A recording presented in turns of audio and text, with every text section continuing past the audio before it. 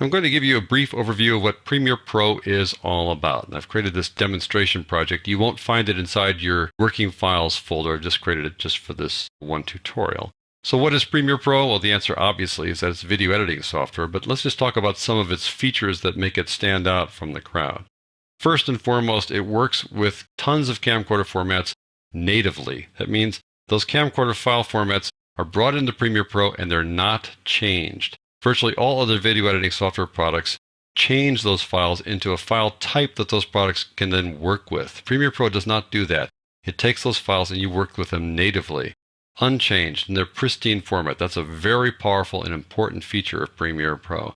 Let me just give you an idea of the different kind of formats that are available. If I just go to File, New Sequence, this shows all these different kinds of camcorder formats, and some might be familiar to you, some might be Greek to you.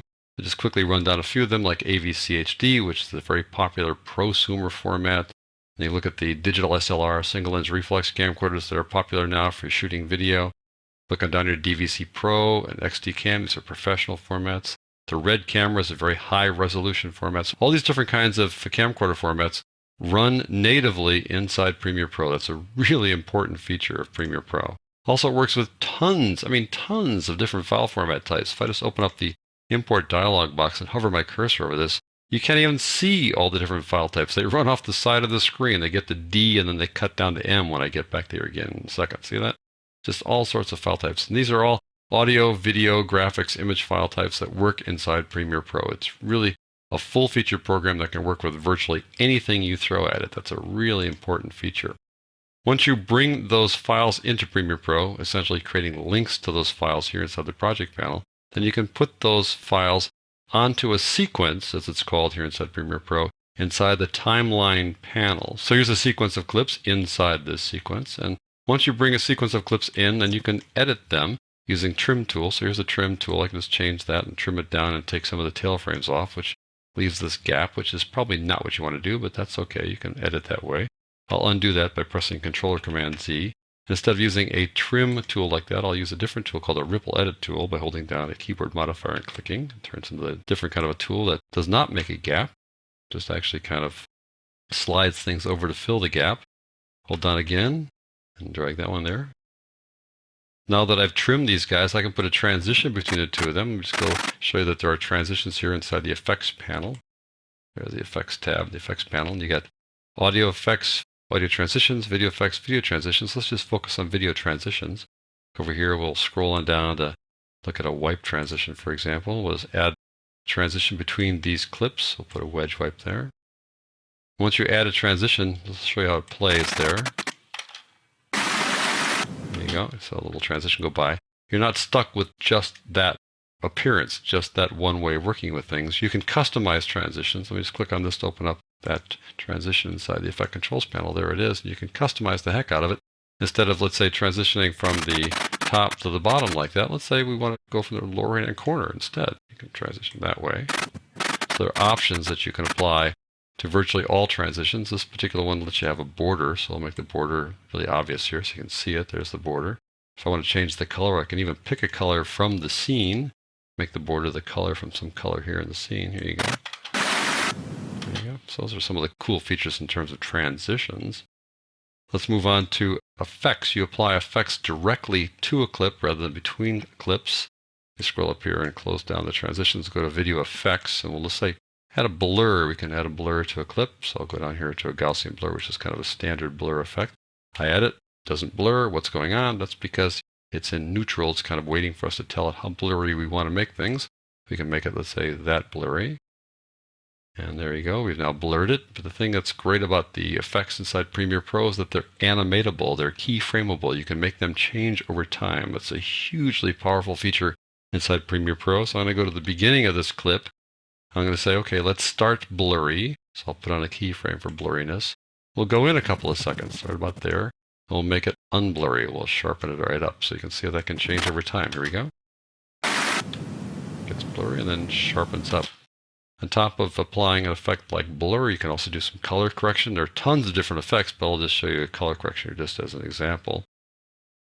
We'll pick the sort of color correction go-to tool for doing things quickly called the fast color corrector. I'll just add that. And you can see that it has this great color wheel. So for example, if we want to, warm this up a little bit, make it kind of later in the day, right? Make it a little bit like that, like it might even be sort of a sunset. We can add to the sunset feel, let's say, by increasing this sort of level of contrast here and darkening things up just a little bit like that. There you go. So you can do all those kinds of things with effects that are applied directly to clips. Well, you're working here with just a set of clips on one track, but we can work with clips on multiple tracks. Let's add some audio to this thing. So I'll scroll over here. We've got a little audio file, just some music here. So I'll add some music. Go to the beginning of this whole thing so you get it right at the beginning. There we go. If I just play this now, it's going to sound maybe not that pleasant. Here we go. Well, the waterfall obviously is overpowering the music, but what's great about Premiere is that you can control the audio to the finest detail. I could reduce the audio of just the waterfall just in that clip by clicking on it and going over here and changing the volume here on a volume level for the whole clip or on a channel basis. If this were a 5.1 channel, we'd have 6 different channels we could change here, but this is stereo, so you've got left and right, so you can adjust the audio on individual channel basis or overall. Or I can change the audio for the whole darn track, all these clips here if I want to do that so that the music is properly balanced by going to this audio mixer. Another great feature inside Premiere Pro is this mixer. Scroll down a bit, see audio 1 there. Let me play this for you. I'll adjust the mix here as we go along. And as I adjust that, I can make that keyframeable as well. I can animate the audio changes so that we can, let's say, have the waterfall be loud for a moment and then bring it down while we bring up the music, things like that. So you can animate, you can change the audio levels as well as video effects over time. Well, not only can you add, let's say, multiple tracks of audio, you can add multiple tracks of video as well. You just track down another clip here by just opening up this little import dialog box, and we'll go get this time-lapse video clip here, and I'm going to add it to the project. So I want to put it, let's say, over here at the end. If I look at the end, there's the Matterhorn there. I'm going to take this other shot of the Matterhorn, put it on top of it. When I do that, it covers it up. So we don't want to cover it up. We want those two guys to be visible together.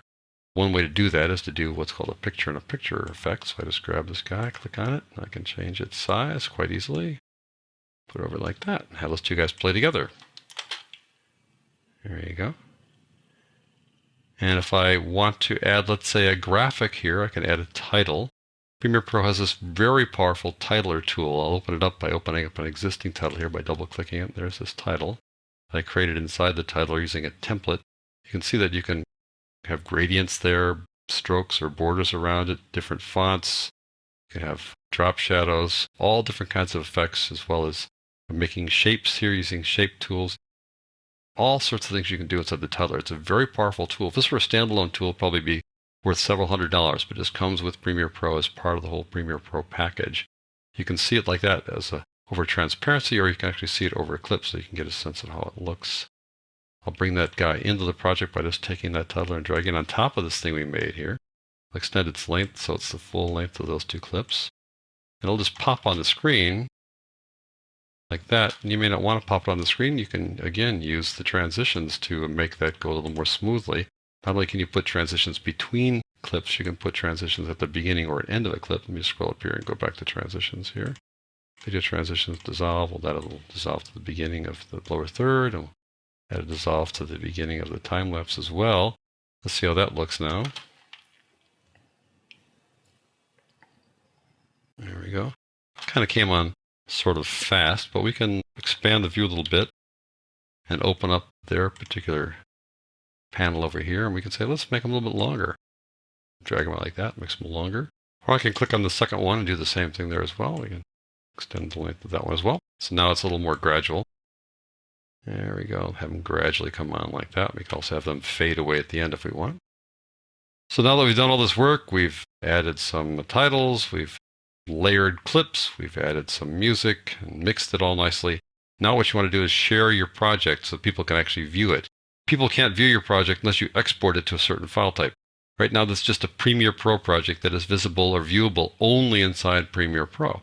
So once you've done all this work to create this project, you now need to export it to some kind of file type. And if you go to File, Export, you'll see all the various formats that are available. Again, it's an insane number of formats. You look at this list here. These are the various file formats here.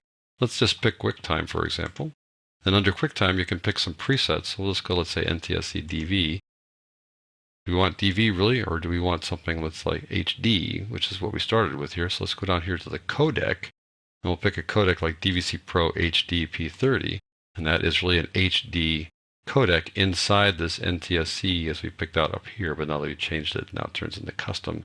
And that would be a very large file that's certainly broadcast quality, or we can do something, let's say, that would run on a smartphone. Instead of QuickTime, we go to H.264 and look at its presets. We've got Android, tablets, 3G, PP, we got the iPhone, iPads, you name it, all these different presets, YouTube, Vimeo, whatever you want. You can just pick a preset here and create files that'll work on all those different kinds of applications or on all those different kinds of hardware.